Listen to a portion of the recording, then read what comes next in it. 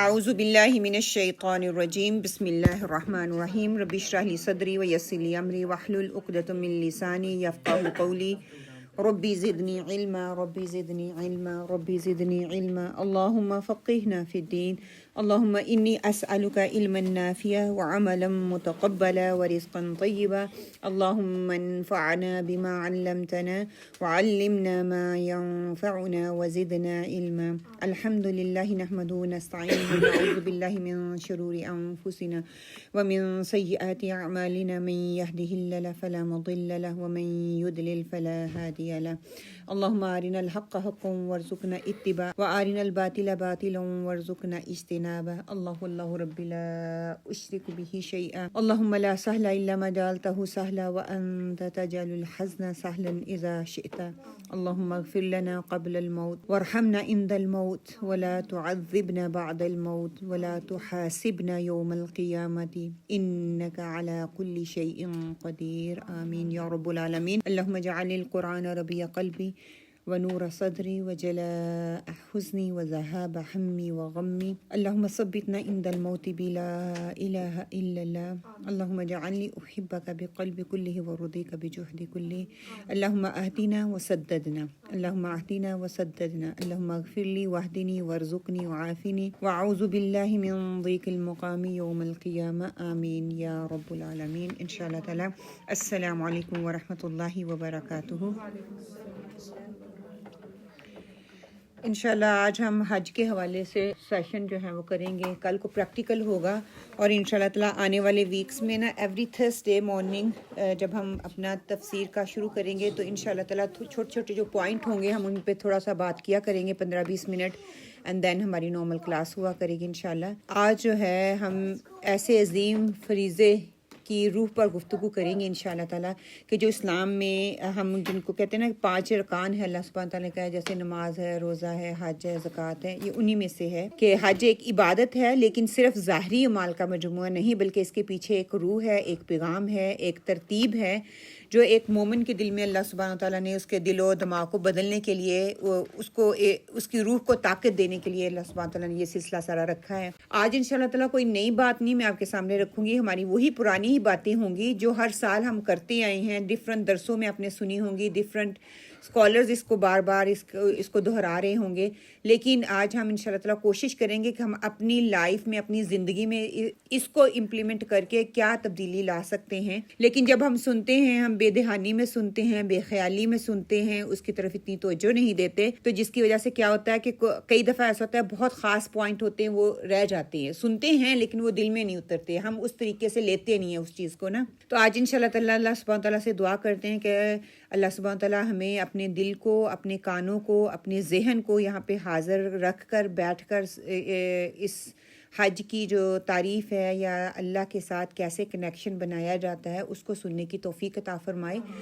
حج کی تعریف اور فرضیت کے حوالے سے قرآن پاک میں سورہ آل عمران میں ہم بار بار پڑھتے ہیں، اللہ سبحانہ تعالیٰ فرماتے ہیں بسم اللہ الرحمن الرحیم وَلِلَّهِ عَلَى النَّاسِ حِجُّ الْبَيْتِ مَنِ اسْتَطَاعَ إِلَيْهِ سَبِيلًا، کہ اے اللہ کے لیے لوگوں پر اس گھر کا حج کرنا فرض ہے جو اس تک پہنچنے کی استطاعت رکھتے ہوں، مطلب کہ جس کے پاس وہاں تک پہنچنے کے لیے فزیکل بھی استطاعت ہو، مالی طور پہ بھی استطاعت ہو، تو وہ اللہ کے گھر کا ضرور جو ہے وہاں تک جائے اور اس فریضے کو ادا کرے۔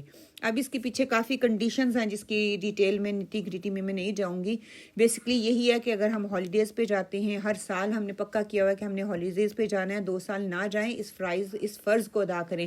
اس پہ ہم کہہ دیتے ہیں کہ اللہ سبحانہ تعالیٰ مجھے بلائے گا تو میں جاؤں گا، اللہ سبحانہ تعالیٰ نے پہلے ہماری کوشش دیکھنی ہے، ہم کتنی کوشش کر رہے ہیں، کتنی لگن کے ساتھ ہالیڈے کے لیے 1 سال پہلے بکنگ کروا لی جاتی ہے نا، پھر اس کے لیے پیسے اکٹھے کیے جاتے ہیں اور تھوڑا تھوڑا کر کے ہم پے کرتے ہیں۔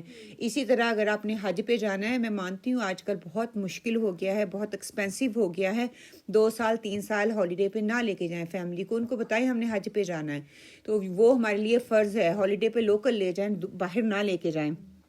تو اس کے لیے پیسے اکٹھے کریں، حق حلال، اس کے لیے شرط یہ ہے کہ حق حلال کی کمائی ہو اور اس کے ذریعے سے اللہ سبحانہ تعالیٰ کے گھر جایا جائے اور اس فرض کو ادا کیا جائے۔ حج ہر صاحب استطاعت مسلمان مرد اور عورت پر زندگی میں ایک بار فرض ہے۔ بار بار اللہ سبحانہ تعالیٰ ہمت دیں، توفیق دیں، الحمدللہ جائیں، ضرور کریں۔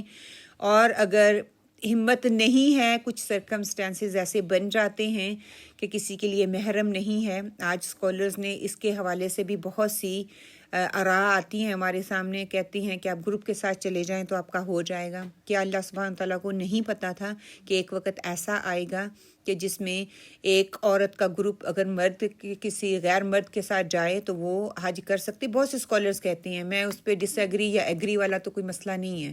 اپنے دل کو ماننے، اور اگر دل اس بات پہ مطمئن ہے تو آپ 100 بار جائیں، اور اگر نہیں مطمئن، اللہ سبحانہ تعالیٰ نے قرآن پاک میں اگر کہہ دیا ہے کہ اپنے محرم کے ساتھ جائیں، اس میں کوئی نہ کوئی مصلحت ہے تو اس بات کا انتظار کریں، اللہ سبحانہ تعالیٰ اسباب بنا دیں گے. اگر اتنی ہی تڑپ ہے، کوشش ہے، تو اللہ سبحانہ تعالیٰ کے لیے مشکل نہیں ہے کہ وہ آپ کے لیے اسباب بنا دے. اگر محرم کی ہے یا پیسے نہ ہونے کی وجہ سے ہے یا کوئی مینی ریزنز ہو سکتی ہیں، اللہ سبحانہ تعالیٰ کی حدود کو جو ہے دیکھا جائے، اس کو سامنے رکھا جائے. آپ اتنے مطلب کہ یہ جو سفر ہے نا، بہت مشقت کا سفر ہے، آسان سفر نہیں ہے. اور جو اس سال جا رہے ہیں الحمدللہ، اللہ سبحانہ تعالیٰ ان کی قسمت میں جانا کرے، وہاں پہ جا کے خیر و عافیت کے ساتھ وہ پورے فرائض کو خوش اسلوبی سے انجام دینے کی ان کو توفیق اللہ سبحانہ تعالیٰ کی ذات دے.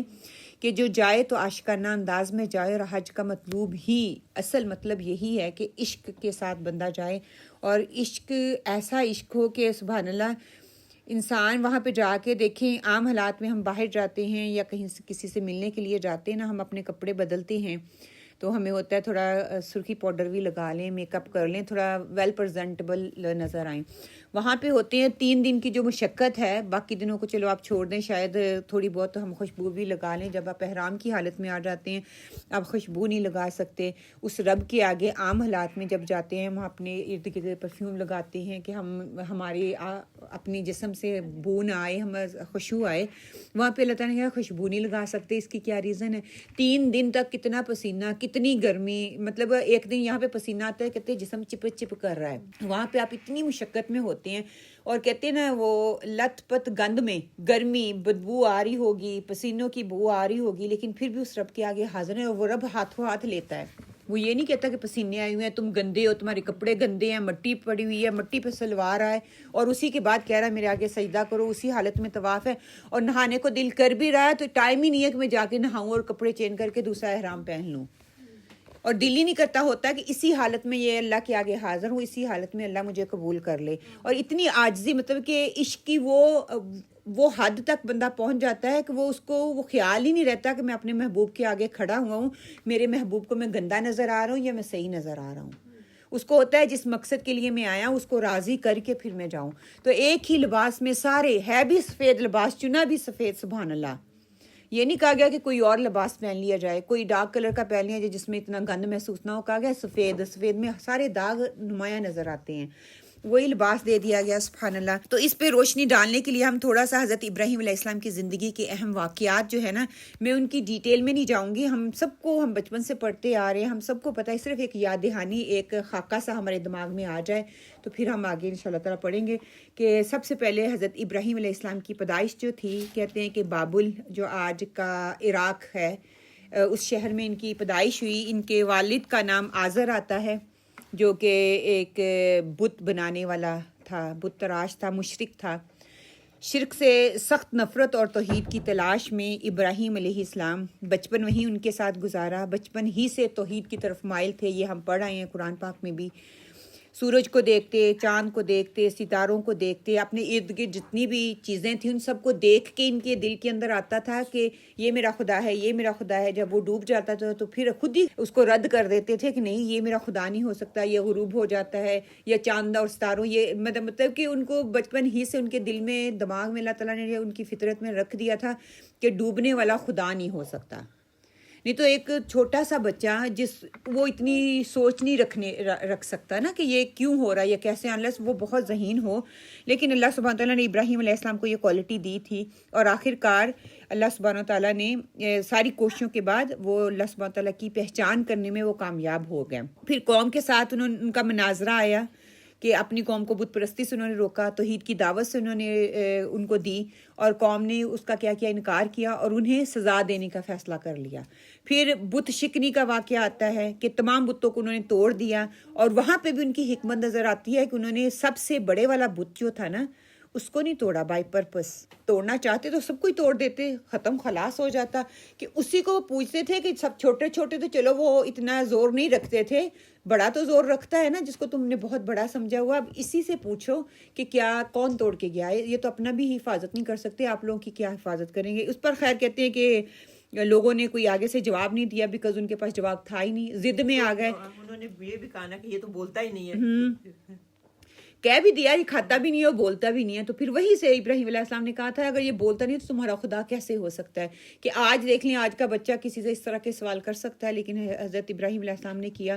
پھر نمرود کے آگے جو لایا گیا کہ ان کو آگ میں ڈال دیا جائے, آگ کو اللہ تعالیٰ نے حکم دے دیا, وہ ٹھنڈی ہوگی اللہ کے حکم سے. پھر حضرت ابراہیم علیہ السلام وہاں سے سلامتی سے نکلا ہے. یہ بھی سارے حیران ہو رہے تھے, آگ میں ڈالا گیا اور ابراہیم علیہ السلام کو کوئی پرواہ نہیں ہے اس کی. سبحان اللہ, اللہ سبحانہ تعالیٰ پہ توکل دیکھیں. پھر نمرود کے جو ان کے ساتھ مناظرہ کیا اس سے اللہ سبحانہ تعالیٰ کی ربوبیت پر انہوں نے مناظرہ کیا. انہوں نے یہ نہیں کیا کہ میں اللہ کا پیغمبر ہوں یا میں بہت جانتا ہوں, انہوں نے اللہ کے بارے میں بات کی, اللہ کی وحدانیت رکھی سامنے, اللہ کی توحید کو انہوں نے پیش کیا. پھر اس کے بعد کیا ہوتا ہے کہ ہجرت کا موقع آتا ہے کہ توحید کی دعوت پر ظلم و ستم بڑھا, تو اللہ کے حکم سے انہوں نے ہجرت کی. اور جب ہجرت کی پہلے عراق سے شام, پھر فلسطین, پھر مصر, ایک در کے بعد دوسرا, دوسرے کے بعد تیسرا, ایک ہی جگہ نہیں وہ بیٹھے رہے, انہوں نے وہاں سے کی. حضرت سارہ اور حضرت ہاجرہ دونوں آپ کے نکاح میں تھیں. حضرت سارہ سے پہلا آپ کا نکاح ہوا, جب حضرت ہاجرہ جو تھی اس کے بعد میں ہوا. حضرت اسماعیل علیہ السلام کی پیدائش حضرت ہاجرہ سے تھی, اور حضرت اسماعیل حضرت ہاجرہ کو مکہ چھوڑنے کا حکم اللہ تعالیٰ نے پھر دے دیا. اور جب حکم دیا راستے میں بہت درد بری کہانی آتی ہے. حضرت ہاجرہ بار بار پوچھتی ہیں ہمیں کہاں چھوڑنے کے لیے جا رہی ہو. جب کہا کہ اللہ نے حکم دیا ہے تو آپ سے, حضرت ابراہیم علیہ السلام نے کہہ دیا کہ ہاں اللہ کے حکم سے میں جا رہا ہوں. تو حضرت ہاجرہ کا وہاں پہ دیکھ لیں جواب کہ اگر اللہ نے حکم دیا تو اللہ ضائع نہیں کرے گا.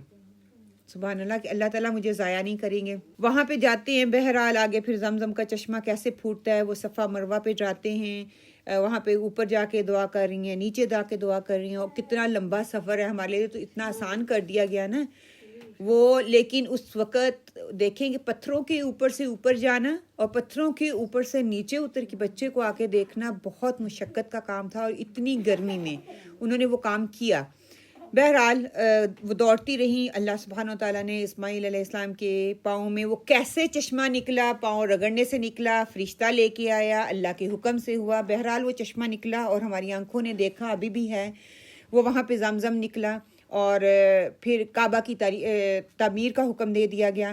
وہاں پہ جہاں پہ ان کو لا کے آباد کیا ہے وہیں پہ اب کعبہ کی بنیاد رکھو. حضرت ابراہیم اور اسماعیل علیہ السلام نے کعبہ کی بنیاد رکھی, اور ایسی جگہ پہ بنیاد رکھی جہاں پہ کوئی چرند پرند کوئی نہیں تھا, صحرا تھا, کوئی گھاس نہیں تھا, مطلب کوئی ہریالی والی چیز تھی ہی نہیں, کوئی امید ہی نظر آتی. ہم تو کہتے ہیں نا ہمارے ارد گرد لوگ ہیں, ابھی لوگ یہاں پہ پڑھنے نہیں آتے, ہم کیسے لوگوں کو بلائیں.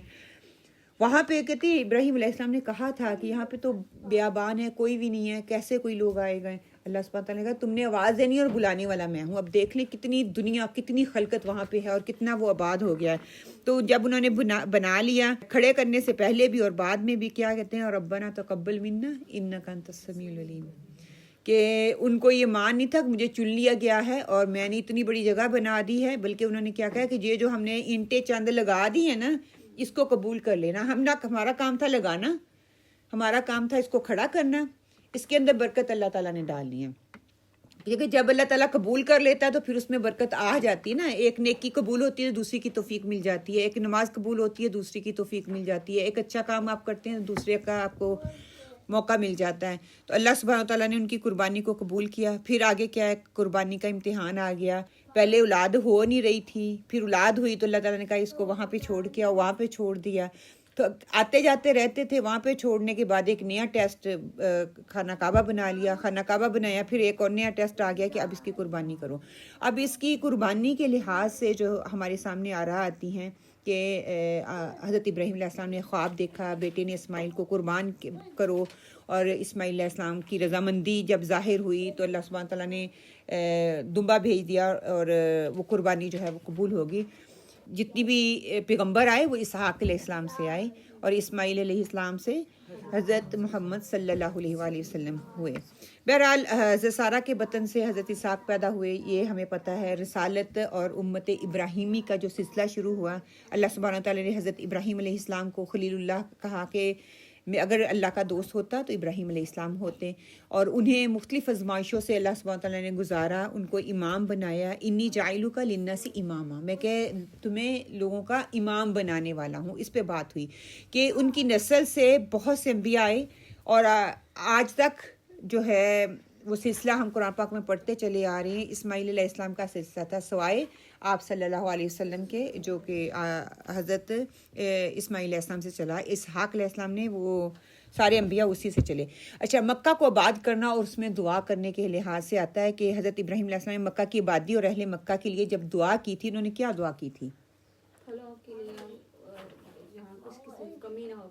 ہاں، پھلوں کی کمی، رزق اور آبادی. رب اجعل ھذا بلدا آمنا ورزقا اہلہ من الثمرات، کہ اس میں پھل دے، سبزیاں دے، اس میں اس کے رہنے والوں کے لیے اس چیز کو برکت بنا دے. اور سبحان اللہ، وہ دیکھیں تھوڑی سی جگہ، چھوٹی سی جگہ، کتنی اس میں برکت ہے، کتنے لوگ سمایا، ہر طرح کا کھانا، ہر طرح کا فروٹ آپ کو مل جائے گا، کسی چیز کی کمی نہیں. سبحان اللہ، ان کے دل اسپیشلی حج کے دنوں میں تو کہتے اتنے کھل جاتے ہیں. سبحان اللہ، اللہ سبحانہ و تعالیٰ یہ کسی سے وہ نہیں لیتے، اللہ ہی ان کی پیسوں میں برکت ڈالتا ہے. کہاں سے کہاں توسیع کا سلسلہ کہاں تک پہنچ چکا ہوا ہے. اور ملت ابراہیمی کا قیام، پوائنٹ نمبر 17، کہ حضرت ابراہیم علیہ السلام کی زندگی کامل ایمان، خالص توحید، اخلاص، قربانی، صبر اور محبت الہی کا نمونہ بنی. پھر اینڈ پہ آپ نے وفات پائی. وفات آپ فلسطین میں ہوئی اور وہیں آپ کو دفن کر دیا گیا. اور سبحان اللہ، اب فلسطین اتنی مقدس جگہ ہے، کتنے نبی وہاں پہ آئے، کتنے نبی مدفون ہیں، کتنے نبیوں نے وہاں سے سلسلہ نبوت شروع کیا، اور سبحان اللہ آگے بھی سلسلہ وہیں سے شروع ہوگا. حضرت اسماعیل علیہ السلام کی عمر، جب ابراہیم علیہ السلام نے خواب دیکھا اور قربانی کا حکم دیا. ہر پوائنٹ جو ہے نا اپنی جگہ پہ ایک پورا ٹاپک بن سکتا ہے، اس پہ بات ہو سکتی ہے انشاءاللہ تعالیٰ. دیکھیں آگے کیا کیا اللہ سبحانہ تعالیٰ توفیق دیتے ہیں، ہمت دیتے ہیں، ہم کس ٹاپک پہ بات کر سکتے ہیں. حضرت اسماعیل علیہ السلام کی سیرت کی جو نمایاں کچھ پہلو ہیں وہ آپ کے سامنے رکھوں گی. کہ کچھ اسکالرز کہتے ہیں کہ جب ابراہیم علیہ السلام نے خواب دیکھا، حضرت اسماعیل علیہ السلام کی عمر کیا تھی یا کتنی تھی.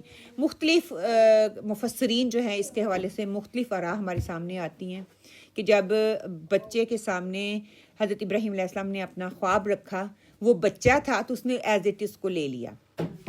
اب جب اسکالرز کی ڈبیٹ پہ آپ جاتے ہیں، 9 سے شروع ہوتا ہے. جو پاکستانی بکس لکھنے والے ہیں اسکالرز، انہوں نے 9 لکھا ہے، ٹھیک ہے. باقی جو عرب ہیں وہ کچھ کہہ رہے ہیں 12 ہے، کچھ کہہ رہے ہیں 13 ہے، کچھ کہہ رہے ہیں 15 ہے. ڈفرینٹ آراء ملتی ہیں.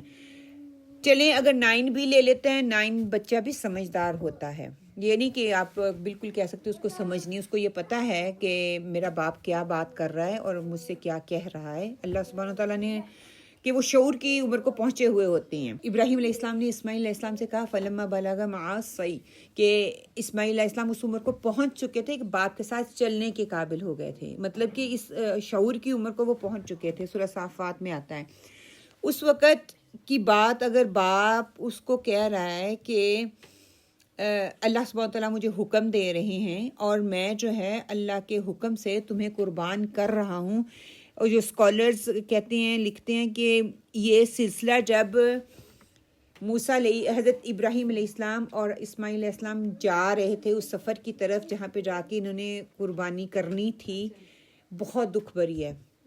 کیسے بیٹے نے باپ کے سامنے رکھا، کیسے بیٹے نے اس چیز کو ہاتھوں ہاتھ لیا، اور کس طرح اپنے آپ کو قربانی کے لیے انہوں نے اس ویرانی چیز کو، جگہ کو چنا اور وہاں پہ جا کے کیا.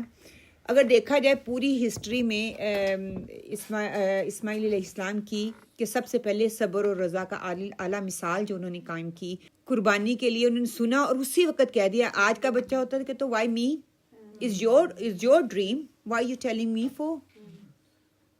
مگر میرا ڈریم ہوتا تو مجھے آتا، یہ تو آپ کا ہے ڈیڈی، مجھے کیوں بتا رہے ہیں.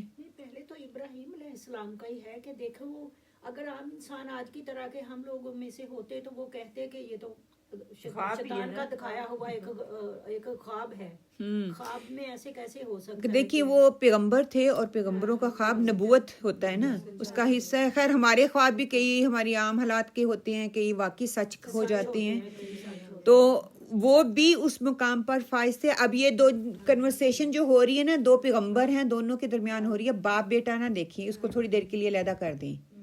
बाप बेटे की कन्वर्सेशन एक अलहदा टॉपिक है, दो नबियों की हो रही है, दो पैगंबरों की, ठीक है। अब बाप बेटा दोनों ही पैगंबर थे ना, दोनों की कन्वर्सेशन हो रही है, बाप ने सुना और इसमें माँ की तरबियत जाहिर होती है। बाप जाते थे कभी कभार, यानी कि हर वक्त बाप उसके साथ रहते थे। हाँ, माँ ने जो भी किया, जैसे भी किया, हर वक्त ये नहीं कहा कि तुम्हारा बाप तुम्हें छोड़ के चला गया, बियाबान में छोड़ के चला गया। बाप के लिए बेटे के दिल में कोई नफरत नहीं डाली, बल्कि वो मोहब्बत ही, और वो आजजाना मोहब्बत। अब देखिए, या अबती फ़अल मा तुअमरु सतजदुनी इंशाअल्लाहु मिनस साबिरीन। अब्बा जान, जो आपको हुक्म दिया जा रहा है वही कीजिए, इंशाल्लाह आप मुझे सब्र करने वालों में पाएंगे। ठीक है, सूरह साफ़ात 102, सूरह साफ़ात 102। फिर तौहीद के अलंबरदार बने हज़रत इब्राहीम अलैहिस्सलाम की तरबियत के असर से। वो भी पक्के मोहद, यानी कि अल्लाह को मानने वाले, अल्लाह के सच्चे बंदे और नबी बनकर सामने आए। फिर हज की इबादतकारी में उन्होंने अहम किरदार अदा किया कि इब्राहीम अलैहिस्सलाम के साथ मिलकर मक्का की बुनियाद रखी, वहाँ पे दुआ की और बाप के साथ उन्होंने हाथ बटाया। इस एज को थे एग्जैक्टली हैं। चलो मान लेते हैं 9 भी छोटा बच्चा नहीं। पाकिस्तान में 9 साल का बच्चा अगर बाप तमीर कर रहा है तो वो साथ जिम्मेदारी को उठा लेता है। 9-10 साल का बच्चा इजीली समझ रहा होता है, उठा लेता है। हम अब यहाँ के बच्चों को नहीं इतना करते, लेकिन पाकिस्तान का बच्चा अगर देखा जाए तो उठा लेता है। और अरब इलाकों के बच्चे जो है ना, वो थोड़े उसके अंदर उतनी मजबूती आती है। फिर कहते हैं अरबी जबान में वो फसीह व बलीग थे। कहाँ से सीखी? बियाबान में जाके बिठा दिया था। उंगली पकड़ने के काबिल, मतलब कि चलने वाले थे, इससे बच्चे की एज के होंगे। पकड़ा, उंगली पकड़ के छोड़ दिया और बच्चे ने कोई सवाल नहीं किया। वहां से स्कॉलर्स कहते हैं कि शायद बच्चा अभी बोलता नहीं था। जैसे 2 साल का बच्चा होता है, चलना शुरू कर देता है उंगली पकड़ के। हाँ हाँ, ये नहीं कहा। और कहते हैं कि इतनी फसाहत थी इनकी ज़बान में कि इसी वजह से अरब कबाइल इनकी इल्म और शख्सियत से बहुत मुतासर थे। ऑर्डिनरी शख्सियत होंगे बिकॉज अल्लाह सुब्हानहू तआला ने उनको वो मुकाम देना था।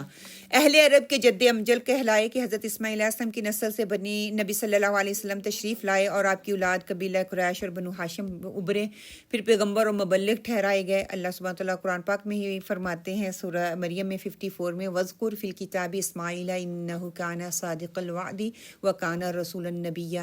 याद करो किताब में इस्माइल अलैहिस्सलाम को, बेशक वो वादे के सच्चे थे और नबी और रसूल थे। हर पैगंबर वहाँ पे गया, कहीं ना कहीं अब बिल्डिंगें बन गई, जो भी हो गया, कहीं ना कहीं से कोई ना किसी का नक्शे कदम तो हो गई ना, हम उसके ऊपर से गुजरेंगे ही ना इंशाल्लाह। वालिद का नरम अंदाज होना, जब इब्राहीम अलैहिस्सलाम ने बेटे को हुक्म दिया, ये नहीं कहा कि तुमने ऐसा करना है, उन्होंने कहा फंजुर माज़ा तरा, कि तुम्हारी क्या राय है। अब ये एक अलहदा से टॉपिक हो सकता है, जब हमने बच्चों से पूछना है, करना है, तो उनसे पूछे, ये नहीं you have to do it, what do you think. आपका अपना ओपिनियन दो, and it does make a big difference, matter to us, आप जो सोचोगे। हाँ, तो वो प्यार से कहते हैं कि व्हाट डू यू थिंक, आपकी क्या राय है इसके बारे में। कि मशवरे का अंदाज यहाँ से हमें पता चलता है। इख्तियार दिया गया बच्चे को, 9 साल के बच्चे को। हम कहते हैं बच्चा ये, इसको क्या समझ है। और कई दफ़ा बच्चे ऐसी बात कर जाते हैं, मैंने अपने बच्चों से इतना कुछ सीखा है ना ऑनेस्टली, कि कई दफ़ा हम थोपते वो आगे से ऐसी बात कर जाते हैं ना, तो आप सोच नहीं सकते। कि तरबियत और मोहब्बत का जो बेहतरीन नमूना आप कह सकें वो नज़र आया। फिर बेटे के जवाब में अदब, अतात और सब्र, तीनों चीज़ें हमें नज़र आती हैं। इस्माइल इस्लाम का जवाब मुकम्मल अदब और रज़ा पर मबनी था। उन्होंने क्या कहा कि अब्बा जान, जो हुक्म मिला है वो कर गुजरिए। मेरा और आपका बच्चा होता है तो कहते हैं वाई मी, अदर वन भी है ना। उनके पास तो खैर अदर वन था ही नहीं ना, وہ یہ بھی کہہ سکتے تھے ابا جی میں تو نہیں یہ کر سکتا, آپ کو ذرا بھی خیال نہیں آیا اتنی دیر کے بعد تو میں پیدا ہوا اور آپ کہہ رہے ہو کہ مجھے اللہ کے لیے قربان کر دو. اور خود مجھے چھوڑ کے چلے گئے تھے, تو آپ میرے کیوں ضرورت ہاں پڑ میری گئی؟ ضرورت کی پڑ گئی. ضرورت ہو سکتا ہے کہ یہ چیز اس لیے وہاں پہ کوشچن یہ تھا کہ وہ آپ ادھر تجارت کے لیے جہاں کہیں بھی ہوتے تھے اپنا فرائض انجام کر آنا جانا لگا رہتا تھا, ٹھیک ہے, آتے جاتے رہتے تھے. جب بچپن میں ان کو چھوڑ کے گئے حضرت حاجرہ علیہ السلام کو اسماعیل علیہ السلام کے ساتھ, اس کے بعد یہ پہلی دفعہ آئے تھے اتنے سالوں کے بعد؟ نہیں آتے جاتے رہے تھے, آتے. اگر آپ اس کو عام سیرہ کی بک میں آپ کو یہ چیز نہیں ملے گی, اگر آپ ڈیپلی دیکھتے ہیں تو نہیں, وہ آتے جاتے رہتے تھے, لیکن ان کو وہیں پہ آباد کر دیا تھا. لیکن ابراہیم علیہ السلام ان کے ساتھ وہاں پہ نہیں تھے, آتے جاتے رہتے تھے کہ ابا جان آپ کو جو حکم دیا جا رہا ہے وہ کر لیں. اچھا, اعلیٰ درجے کا ایمان یہاں پہ نظر آ رہا ہے, پائے کا ایمان, کہ باپ بیٹے دونوں اللہ کے حکم کے سامنے جو ہے سر تسلیم خم کرنے کے لیے تیار ہیں. ایک لمحے کے لیے باپ نے شکایت نہیں کی اور ایک لمحے کے لیے بیٹے نے شکایت نہیں کی. ایک تو توکل کا ذریعہ جو ہے وہ سمجھ میں آتا ہے کہ دونوں کا رشتہ اتنا مضبوط تھا کہ باپ کو ڈر نہیں لگا کہ میں بیٹے کو کیا کہنے جا رہا ہوں, اور بیٹے کو یہ نہیں لگا کہ میں نے اپنے باپ کو اس طرح سے نہیں اس طرح سے جواب دینا ہے, کہ دونوں کا تعلق نظر آتا ہے. پھر قربانی نظر آتی ہے کہ اللہ تعالیٰ نے ان کی آزمائش کو کامیاب قرار دیا اور حضرت اسماعیل کی جگہ اللہ سبحانہ تعالیٰ نے دمبا بھیج دیا. اب آگے دیکھتے ہیں کہ حج کی روح کیا ہے. یہ ایک ساری سٹوری جو تھی ہمارے سامنے آ گئی. اب اس کے سراؤنڈنگ ہم اب کیا کر سکتے ہیں, حج کی اصل روح آپ کی نظر میں کیا ہے؟ صبر اور برداشت کا, صبر اور برداشت, اوکے, اللہ کی محبت, اللہ کی محبت, عشق, اوکے, فرضیت اور قبولیت. قبولیت تو اب ڈپینڈ کرتا ہے میری نیت پہ, میرے مال پہ, میری باقی ساری چیزوں پہ. فرضیت میں لے سکتے ہیں ہم, ہاں فرض ہو گیا, ہاں استطاعت رکھتے ہیں تو آپ جائیں.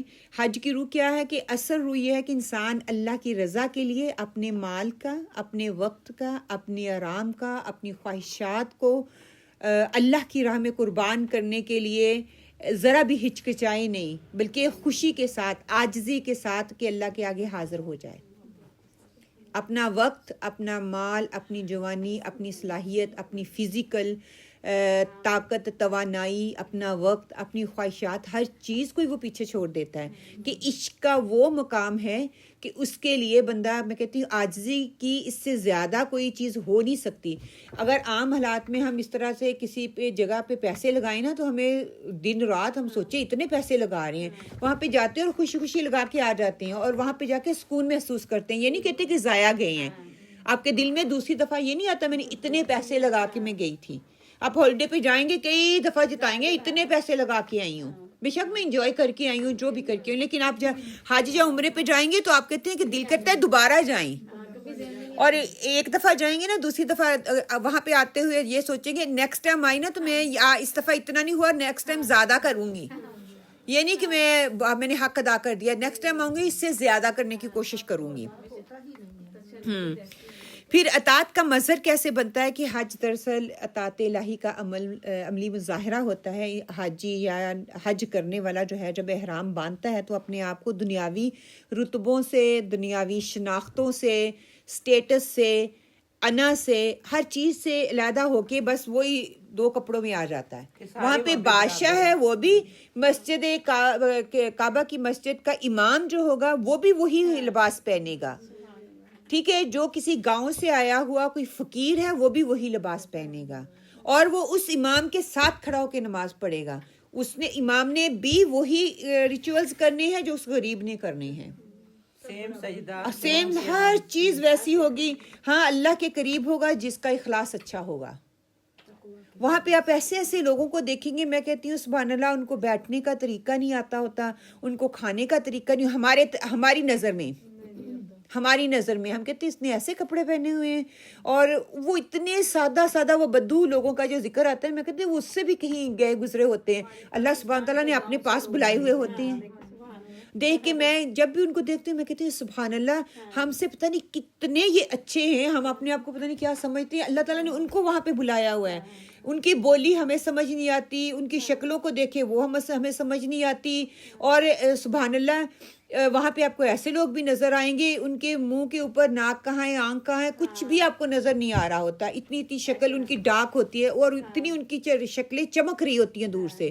میں کہتی ہوں اللہ سبحانہ تعالیٰ ہر ورائٹی وہاں پہ رکھ دی ہے, چائنیز کیا, ملیشین کیا, پاکستانی کیا, صومالین کیا, انڈین کیا, گجراتی, ہر شہر سے وہاں پہ لوگ پہنچے ہوئے ہیں, کوئی چھوٹا بڑا, امیر غریب, بڑے سے بڑے سٹیٹس والا جس کو بہت لوگ سر آنکھوں پہ بٹھاتے ہیں وہ وہاں جا کے ایک ہی ہو جاتا ہے.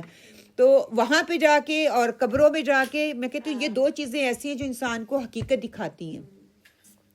حج کے دوران حاجی کو کئی تکالیف, کئی مشکلات کا سامنا کرنا پڑتا ہے. یہ صبر اور قربانی کی تربیت ہوتی ہے ایک قسم سے آپ کہہ لیں. حضرت ابراہیم علیہ السلام نے اللہ کے حکم پر اپنے بیٹے کو قربان کرنے کا جو عزم کیا, ویسے ہی حاجی بھی اپنی خواہشات کو قربان کرتا ہے. اگر ٹائم ملا تو انشاءاللہ اینڈ پہ بات کریں گے ہم کون کون سی خواہشات کو قربان کر سکتے ہیں, کن کن پہ چھری چلا سکتے ہیں. آگے جو ہمیں سبق ملتا ہے مساوات اور اتحاد کا ملتا ہے کہ حج میں ہر رنگ, ہر نسل, ہر زبان, ہر ملک کے مسلمان وہاں پہ موجود ہوتے ہیں ایک ہی لباس میں, لبیک اللہم لبیک, ایک ہی صدا.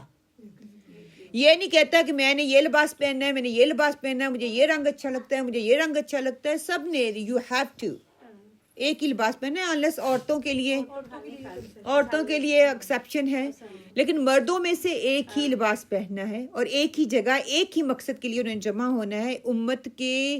امت مسلمہ کا اتحاد جو ہے نا اور برابری کا بہترین مثال میں کہتی دنیا میں آپ کو کہیں بھی نہیں ملے گی جو آپ کو وہاں پہ ملتی ہے. سبحان اللہ. پھر وہاں پہ اللہ سبحانہ تعالیٰ آپ کو توبہ اور رجوع اللہ کا موقع بار بار دیتے ہیں.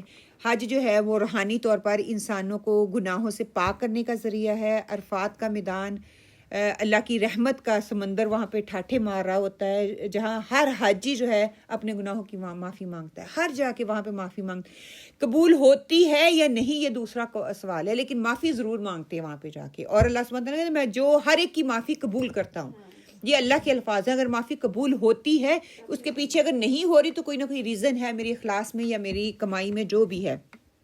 کہ جس نے حج کیا اور فحش گوئی اور فسق سے بچا وہ اس دن کی طرح پاک لوٹے گا جیسے ماں کے پیٹ سے پیدا ہوا. یہ حدیث کا مفہوم ہے. حج تربیتی پیغام لے کے آتا ہے کہ زندگی ایک سفر ہے جسے حج کا سفر کہتے ہیں, کہ جس کا اختتام جو ہے اللہ کی ملاقات سے ہوتا ہے. سبحان اللہ. توبہ اور اصلاح کی کوشش انسان کرتا رہتا ہے. حاجی اپنے گناہوں کو, اپنے آپ کو گناہوں سے پاک کر کے, صاف کر کے اللہ کے سامنے پیش کرتا ہے. اللہ سبحانہ و تعالیٰ جو ہے اس کی اس پیشی کو قبول کرتے ہیں, اور جب وہ لوٹتا ہے تو کتنا پاک صاف ہو کے لوٹتا ہے. کہتے ہیں نا کہ حج کرنا آسان ہے کمپیئر ٹو اس کو سنبھال کے رکھنے کے لیے بہت مشکل ہے. آپ اسی سٹیٹ میں رہیں کیونکہ ایمان آپ کا کم اور زیادہ ہوتا رہتا ہے. تو دنیاوی زندگی کی بے ثباتی جیسے عرفات اور مزدلفہ کے میدان میں انسان کچھ نہیں ہوتا, سب کچھ اللہ کے سامنے کر دیتا ہے, اور دیکھنے میں لگتا ہے کتنے مشکل دن ہے, کتنی گرمی ہے, میں نہیں کر پاؤں گا, لیکن کر لیتا ہے بندہ. اور بالکل یہاں آج کے لیے اگر آپ دیکھیں کعبہ حج کی داستان جو ہے نا, ایک محبت بھری ایک داستان ہے کہ جس کے جو معنی ہیں, جس کے کلمات ہیں, جس کی روح اپنے اندر ایک ایسا انسان کے اندر ایک ایسا جذبہ پیدا کرتی ہے کہ انسان کا دل کرتا ہے کہ اس محفل کو چھوڑے ہی نہ, وہاں سے نکلے ہی نہ. آپ تھک جاتے ہیں, ٹوٹ جاتے ہیں, بیمار ہو جاتے ہیں, اس کے باوجود آپ کو دل ہوتا ہے ہم وہیں پہ رہیں, ہم وہاں سے نکلے نہیں. کہ اتنی یہ جو داستان ہے سبحان اللہ ہے.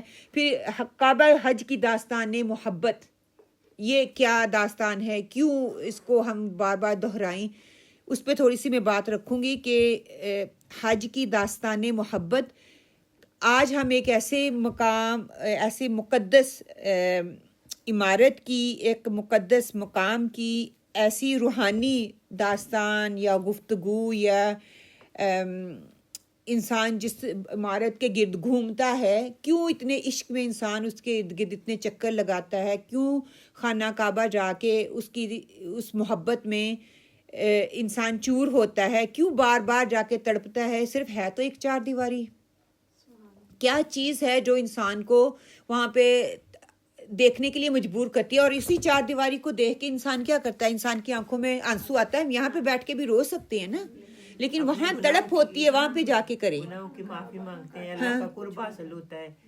حتیٰ کہ اللہ سبحانہ تعالیٰ کہتے ہیں نا کہ میں جو نہیں جا ہر جگہ پہ ہوں. پھر وہی کیا ہے کہ یہ صرف ایک عمارت نہیں ہے بلکہ ایمان کا مرکز ہے، مسلمانوں کو اکٹھا کرنے کا مرکز ہے، عشق الہی کی علامت جو ہے وہ وہاں سے نظر آتی ہے. پھر اللہ تعالیٰ کی زمین میں سب سے محترم مقام ہے، سب سے عزت والا مقام ہے، صرف اس لیے نہیں کہ وہ ایک عمارت ہے، صرف اس لیے کہ میرے رب نے کہہ دیا ہے کہ وہ میرا گھر ہے. حتیٰ کہ یہ ہم مسجد میں بیٹھے ہوئے، یہ بھی اللہ کا گھر ہے نا، یہ بھی اللہ کی قربت کا ذریعہ ہے. لیکن وہ گھر ہے جو خاص طور پر وہ کہہ دیا گیا ہے کہ یہ وہ جگہ ہے جہاں دلوں کے تار جڑتے ہیں، جہاں آنکھیں برس پڑتی ہیں، جہاں روح کو سکون ملتا ہے، جو دنیا کے کسی کونے میں انسان کو نصیب نہیں ہوتا. آپ کو وہیں پہ جا کے ہوتا ہے. اور اس عمارت کو جس کو ہم چار دیواری کہتے ہیں، اس کو صرف دیکھنے سے ہی آپ کے گناہ کم ہو رہے ہیں. وہ بھی عبادت ہے. اس پہ جا کے غور و فکر کرنا، وہاں پہ بیٹھنا، سوچنا، ہر ایک ایک لمحہ آپ کا عبادت میں گنا جاتا ہے. پھر کعبہ کی ابتدا ایک لمبی چوڑی داستان ہمارے سامنے آتی ہے، کیسے ہوا، کس نے بنایا. وہ تاریخ میں اگر ہم پڑھتے ہیں، اگر موقع ملا تو انشاءاللہ تعالیٰ اگلے لیکچرز میں ہم اس کو کور کرنے کی کوشش کریں گے. ابھی محبت کا پہلا چراغ جو ہے کہ کعبہ کی تعمیر حضرت ابراہیم علیہ السلام اور اسماعیل علیہ السلام نے اللہ سبحانہ تعالیٰ کے حکم سے بنائی. اللہ سبحانہ تعالیٰ نے جب ان کو حکم دیا وَإِذَا يَرْفَعُ إِبْرَاهِيمُ الْقَوَاعِدَ مِنَ الْبَيْتِ وَإِسْمَاعِيلُ، سورۃ بقرہ 127، کہ یہ عمل صرف تعمیری نہیں بلکہ محبت کا تھا، اطاعت کا تھا، قربانی کا تھا، اخلاص کا ایک بہترین نمونہ تھا جو انہوں نے کر کے دکھایا اور جو قیامت تک قائم رہے گا. سبحان اللہ. وہ چند اینٹیں جو اتنی اخلاص سے لگائی ہوئی ساری زندگی کے لیے، کتنی دنیا آتی ہے کرتی ہے. میں کہتی اخلاص کتنی بڑی چیز ہے. اگر اللہ اس کو قبول کر لیتا ہے تو اس کو کس مقام تک پہنچا دیتا ہے. ہر نماز کو ابراہیم کے لیے درود کا ذریعہ بنا دیا. ہم درود پڑھتے ہیں، درود ابراہیمی، اس میں آپ صلی اللہ علیہ وسلم کا ذکر کر دیا گیا.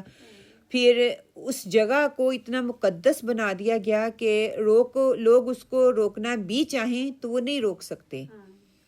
حضرت ابراہیم علیہ السلام نے صرف ایک گھر نہیں بنایا تھا بلکہ محبت الہی کا مرکز بنا دیا. سبحان اللہ، کہ جہاں پہ ہمیں جا کے سکون ملتا ہے. پھر وحدت عشق کا نشان اس کو بنایا کہ کعبہ وہ جگہ ہے جہاں سے اللہ کی محبوب نبی حضرت محمد صلی اللہ علیہ وآلہ وسلم نے توحید کا اعلان کیا تھا. اور یہی وہ قبلہ ہے جس کی طرف روزانہ دنیا بھر کے مسلمان جو ہیں نماز رخ کر کے وہاں پہ پڑھتے ہیں، اور چاروں رخ سے پڑھتے ہیں. یہ نہیں کہ ایک ہی رخ ہے، جہاں سے بھی جاؤ اس کے ایک ہی رخ ہے، ہر طرف سے اس کی طرف جو ہے وہ منہ کر کے نماز پڑھتے ہیں. جب مومن کعبہ کا طواف کرتے ہیں تو دراصل محبت کا ایک لافانی کی جو نظم کہہ لیں یا الفاظ کہہ لیں وہ پڑھ رہے ہوتے ہیں. کہ گھومنا، ہم کہتے ہیں عام حالات میں کوئی گھوم رہا ہو نا کسی چیز کے، کہ پاگل ہو گیا یہ گھوم رہا ہے، اور وہاں پہ جوش میں انسان محبت میں گھوم رہا ہے، ایک کے بعد دوسرا طواف، پھر تیسرا، پھر چوتھا، پھر پانچواں. دل ہی نہیں بھرتا، تھکتا بھی نہیں ہے انسان، کرتا ہی رہتا ہے، کرتا ہی رہتا ہے. اپنی زبان میں سارے پڑھ رہے ہیں، دعائیں پڑھ رہے ہیں، اللہ کو یاد کر رہے ہیں. سبحان اللہ. کہ اے میرے رب، میں تیرے گھر کے گرد اسی طرح گھومتا ہوں جیسے تیرا عشق تیرے ذکر کے گرد گھومتا ہے. سبحان اللہ. کہ ایک عاشق جو ہوتا ہے نا اپنی مشوقہ کے ارد گرد گھوم رہا ہوتا ہے، صبح کیا، شام کیا، دن کیا، دوپہر کیا، نہ اس کو رات کی فکر ہے، نہ اس کو دن کی فکر ہے، نہ دوپہر کی فکر ہے، نہ کھانے کی، نہ پینے کی. یہ آپ ڈراموں میں دیکھ لیں، ایسے دکھاتے ہیں نا، استغفر اللہ، حتیٰ کہ وہ صحیح انٹرپریٹیشن نہیں ہے لیکن ایسے دکھاتے ہیں. تو ایک انسان جس کو اللہ سے محبت ہوتی ہے وہ اللہ کی محبت میں واقعی وہاں پہ جائیں، آپ کو بھوک نہیں لگتی، آپ کو پیاس نہیں لگتی، آپ کو گرمی نہیں لگتی. ہاں، تھکتے نہیں ہیں. ہاں، کچھ نہیں. مجھے وہاں جا کر ہی درد ہوا. جب واپس آتے تو بیماریاں بھی. ہاں، واپس آتے تو پھر جب وہ سارے جب جو وہاں پہ جھاڑ کے آئے ہوتے ہیں وہ ساتھ چمٹ جاتے ہیں. پھر حج کا کعبے سے تعلق کیا ہے، محبت کا عملی مظاہرہ ہے. وہ ہمیں نظر آتا ہے کہ جب حاجی کعبہ کا دیدار کرتا ہے نا تو دل سے بے ساختہ نکلتا ہے، اللہم انت السلام و منک السلام فحینا ربنا بالاسلام. کہ یہ کعبہ دراصل محبت کی وہ چوکھٹ ہے جہاں ہر مومن اپنے آپ کو فنا کر کے بقا کی دعا مانگتا ہے کہ اللہم انت السلام و منک السلام تبارکتا ذو الجلال والاکرام.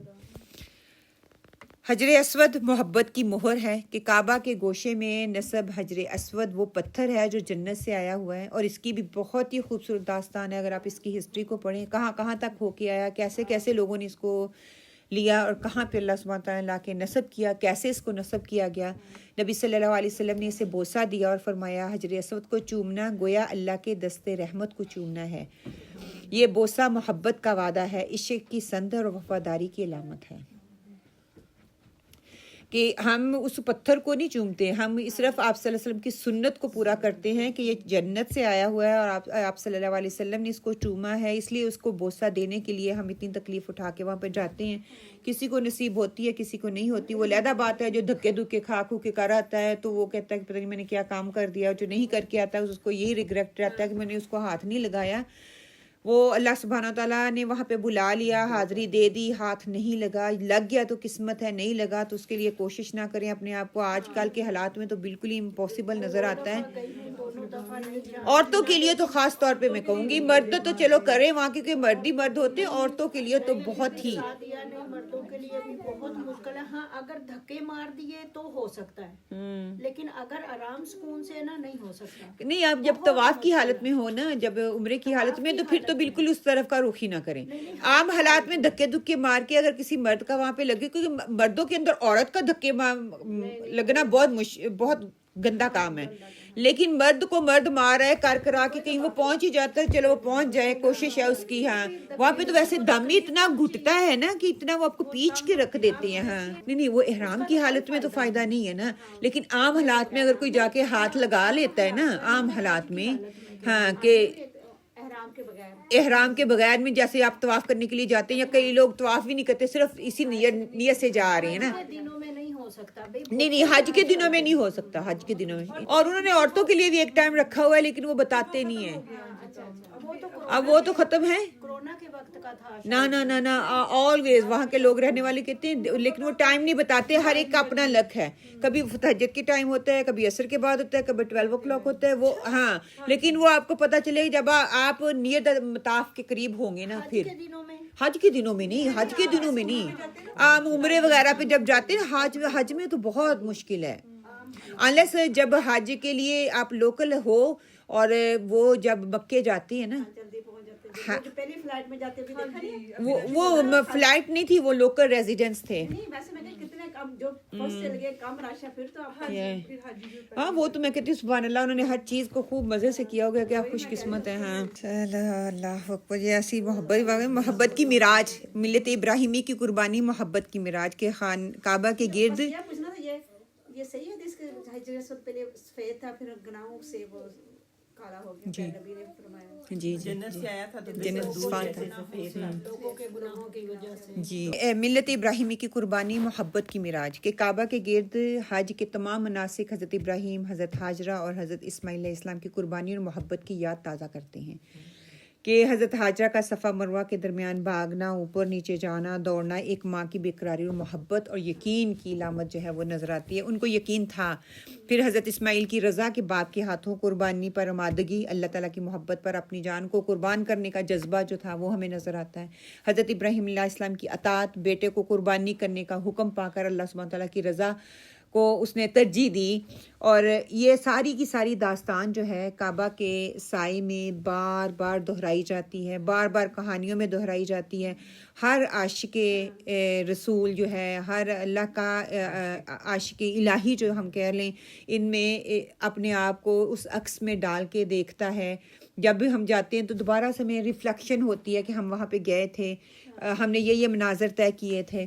پھر اسی طرح کعبہ کی جب زیارت ہوتی ہے, روح کو تسکین حاصل ہوتی ہے کہ وہ لمحہ جب انسان پہلی بار کعبہ کو دیکھتا ہے, اس کی روح جو ہے وہ نا کانپ اٹھتی ہے, اس کی آنکھیں جو ہیں, کئی کہتے ہیں کتنا رونے لگ جاتی ہے, کئیوں کی بالکل ہی خشک ہو جاتی ہے, اور دل سے صرف ایک ہی آواز نکلتی ہے کہ یا اللہ میں حاضر ہوں, تو نے مجھے بلا لیا, مطلب صرف میں تیرا بن کے آیا ہوں. اور کئی دفعہ تو ایسے لگتا ہے کہ یہ مشکل تو نہیں تھا, میں یہاں پہ آ گیا, میں نے خود مشکل بنائی ہوئی تھی. اور ایسے ہی ہوتا ہے, لوگوں کو سوچے کہ ہمارے پاس پیسے نہیں ہے, کچھ نہیں ہے, جب بس باب نہیں ہوتے تو کہاں سے کہاں بندہ پہنچ جاتا ہے. کہ یہ لمحہ کسی دنیاوی جمال یا عمارت کا اثر نہیں ہے, یہ صرف اور صرف اللہ سبحانہ تعالیٰ کے ساتھ عشق حقیقی کا ظہور ہوتا ہے. اللہ سبحانہ تعالیٰ بلا لیتے ہیں تو انسان وہاں پہ پہنچ جاتا ہے. کعبہ صرف جو ہے اینٹوں کا یا پتھروں کی عمارت نہیں ہے, یہ دلوں کی جستجو کہہ لیں, دلوں کی جستجو کا مرکز ہے. ہاں, روحوں کے لیے سکون کا مرکز ہے.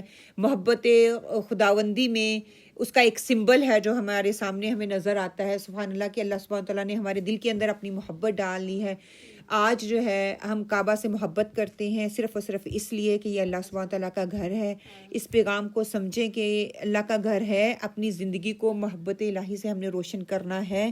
کعبہ وہ مقام ہے کہ جہاں عشق جو ہے, عشق کا سجدہ انسان کر سکتا ہے. سبحان اللہ, بندہ وہاں پہ فنا ہو سکتا ہے, اپنے آپ کو فنا کر سکتا ہے, اپنی بقا وہاں پہ پا سکتا ہے. اگر وہ اس مرتبے کا, اس لیول کا سجدہ وہاں پہ جا کے کر لے تو اللہ سبحانہ تعالیٰ اس کو قبول کر لے.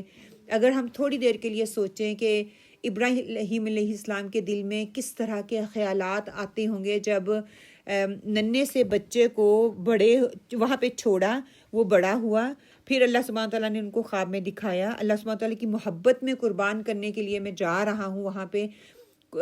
دماغ آپ سوچ کے امیجن کریں کہ وہ بکرے کو قربان نہیں کرنے جا رہے تھے. ہم اپنے بکرے, قربانی کے بکرے کو خود کھلاتے پلاتے اس سے محبت ہو جاتی ہے.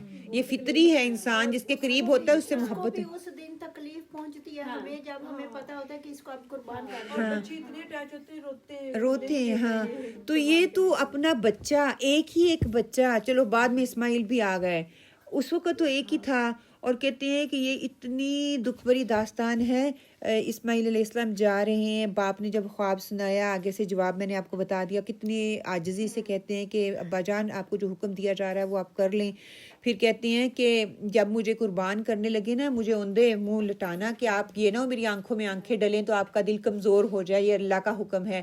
پھر کہتے ہیں کہ اچانک سے دماغ میں ان کے آتا ہے کہ میری ماں کا کیا حال ہوگا. اپنا قمیض اتار کے دیتے ہیں کہ یہ میری ماں کو دے دینا جب وہ پوچھے گی. اور ابراہیم علیہ السلام کو کہتی ہیں کہ میرے ہاتھ اور پاؤں باندھ دینا, جیسے ہم بکروں کو باندھتے ہیں نا, کہ کہیں یہ نہ ہو میں ہاتھ پکڑ کے کہہ دوں کہ ابا جان مجھے نہ کرو. اور عام حالات میں کیا کہا گیا ہے کہ بکری کو قربان کرنا ہے تو اس کے آگے چھری کو تیز نہ کرو. ابراہیم علیہ السلام نے 4 دفعہ بچے کے سامنے چھری کو تیز کیا, اور کہہ رہے ہیں کہ چھری چل کیوں نہیں رہی.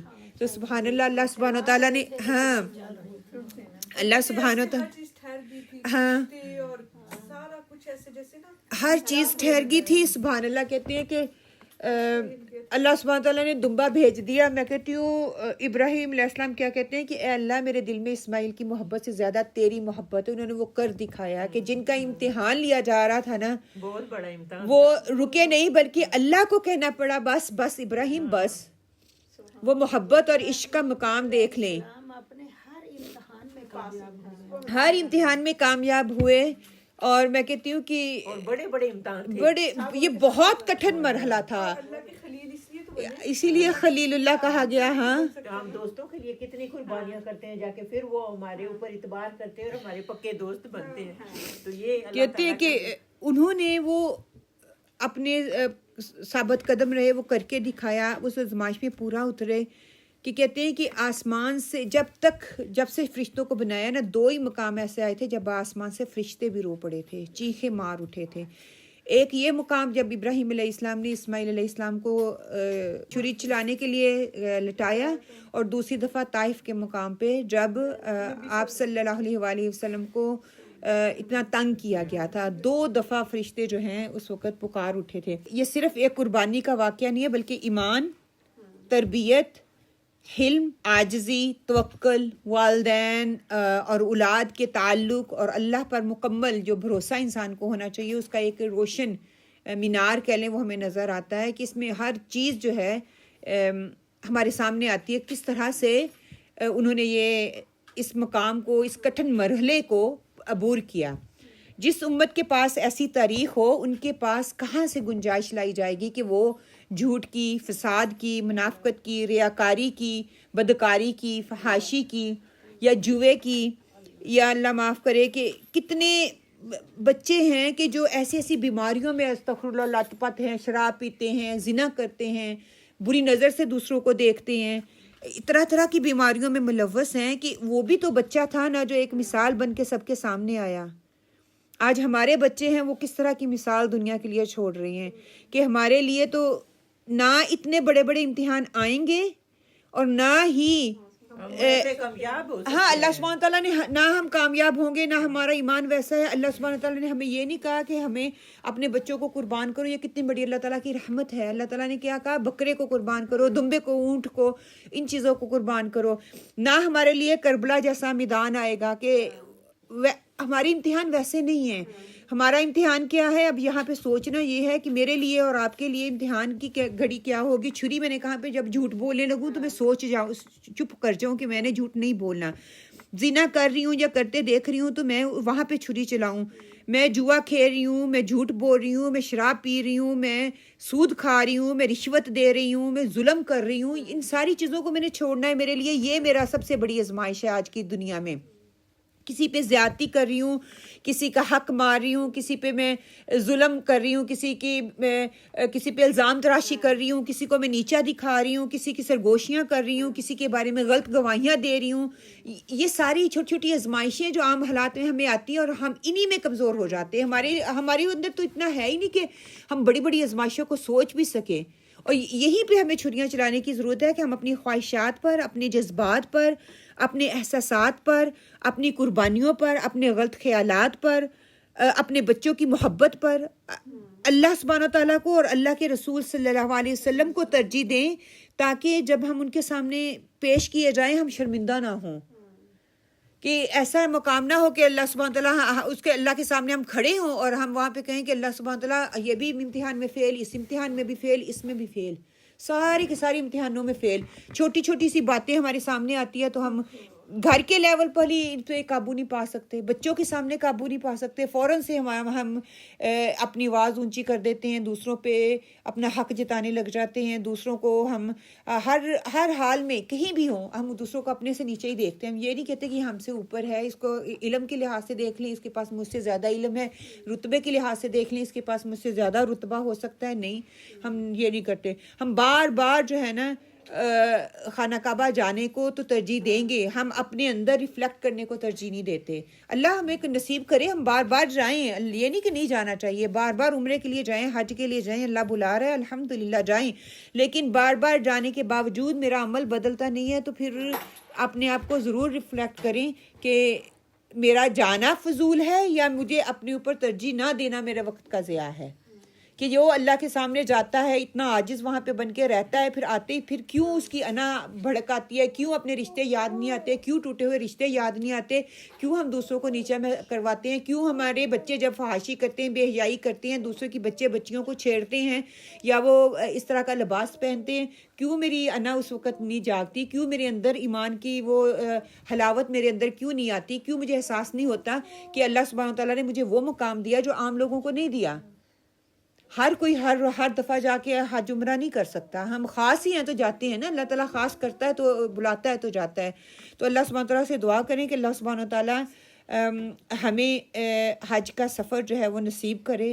اللہ سبحانہ تعالیٰ یہ ایک ایسی عبادت ہے جو انسان کی پوری زندگی کو بدلنے کی صلاحیت رکھتی ہے. انسان کی زندگی بدل جاتی ہے، اس کی روح کو اگر ہم سمجھیں گے، اس زندگی کو اپنی زندگی کا حصہ بنائیں گے، اس کے اصل مقصد کو سمجھیں گے تو انشاءاللہ جب ہم وہاں پہ جائیں گے تو ہماری زندگیاں ضرور بدلیں گی، ہماری زندگیوں میں تبدیلی آئے گی.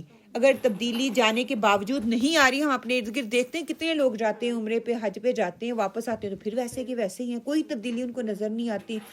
اللہ عالم ان کو اس مقصد اور پرپس کا نہیں پتہ، اللہ عالم ان کا مال ٹھیک نہیں ہے، لیکن اللہ تعالیٰ بلا تو رہے ہیں، موقع تو ان کو دے رہے ہیں نا کہ اپنے آپ کو بدلو، لیکن وہ بدل نہیں رہے. اللہ تعالیٰ موقع دے رہے ہیں. ہم سب اپنے آپ سے عہد کریں کہ اگر ہمیں حج نصیب ہو تو ہم اس کی روح کے مطابق زندگی گزارنے کی اللہ تعالیٰ ہمیں توفیق دے. اگر نہ ہو سکے تو اپنی زندگی کی جتنی بھی جو تعلیمات ہیں، جو تھوڑا تھوڑا ہم سیکھ رہے ہیں، پونڈر آن کرنے کی کوشش کر رہے ہیں، اللہ سبحانہ وتعالیٰ اس کو اپنے عمل میں ڈالنے کی توفیق عطا فرمائے. وما توفیق الا باللہ. انسان کچھ کر نہیں سکتا، ہر توفیق جو ہے اللہ سبحانہ وتعالیٰ کی طرف سے ہے. ولا حول ولا قوت الا باللہ. ہر اچھا اور برا کام اللہ کی طرف سے ہی ہے، اللہ ہی کی دی ہوئی توفیق سے ہوتا ہے. اور اللہ سبحانہ وتعالیٰ ہمیں اچھا کام کرنے والوں میں چن لے، اور جو برا کرنے والے ہیں ہمیں وہاں پہ نہیں منکر کرنے کی توفیق عطا فرمائے. حج کی جو روح ہے، عشق کا جو مقام ہے، اس کو پہچاننے کی توفیق عطا فرمائے. اللہ سبحانہ تعالیٰ سے دعا ہے، اللہ سبحانہ تعالیٰ جہاں کہیں بھی مسلمان مسلمانوں پہ ظلم ہو رہا ہے، اللہ سبحانہ تعالیٰ وہاں پہ اللہ مسلمانوں کا ساتھ دے. فلسطین میں ہے، غزہ میں ہے، پاکستان کے بارڈر پہ جو جنگ شروع ہو رہی ہے یا جو ہونے والی ہے، جو ہوگی، اللہ سبحانہ تعالیٰ اس کو روکنے کا تیرے ہی پاس اختیار ہے. وہ کس مقصد اور پرپس کے لیے کر رہے ہیں تو اس کو خوب جانتا ہے. اللہ سبحانہ تعالیٰ ہمارے ملک پاکستان کو اپنی حفظ و امان میں رکھ، ہمارے ملک فلسطین کو اپنے حفظ و امان میں رکھ. اللہ سبحانہ تعالیٰ وہاں کا بچہ مسلمان مرد ہے، عورت ہے، بچہ ہے، بوڑھا ہے، ہر ایک کو اپنی حفاظت میں رکھ. اللہ سبحانہ تعالیٰ شیطانوں کے اس برے ہتھ کنڈوں سے ہر مسلمان کو بچا لے. مسلمان کے جہاں جہاں بھی مسلمان آباد ہیں ان کو اپنے حفظ و امان میں رکھ. اللہ سبحانہ تعالیٰ جتنے بیمار ہیں ان سب کو شفائی کاملہ عاجلہ عطا فرما. اللہ سبحانہ تعالیٰ جو کہ کمزور ہیں، اللہ سبحانہ تعالیٰ ان کو صحت و تندرستی عطا فرما. جو فوت شدگان ہیں ان کی قبروں کو ٹھنڈا رکھ. اللہ سبحانہ تعالیٰ ان کو جنت الفردوس کے اعلیٰ مقاموں میں اعلیٰ مقام عطا فرما. ان کی قبروں کو ٹھنڈا اور روشن رکھ. آمین یا رب العالمین. ربنا تقبل منا انک انت السمیع العلیم وتب علینا انک انت التواب الرحیم. وقولوا قولی ھذا واستغفر اللہ لی ولکم. آمین یا رب العالمین. الحمدللہ.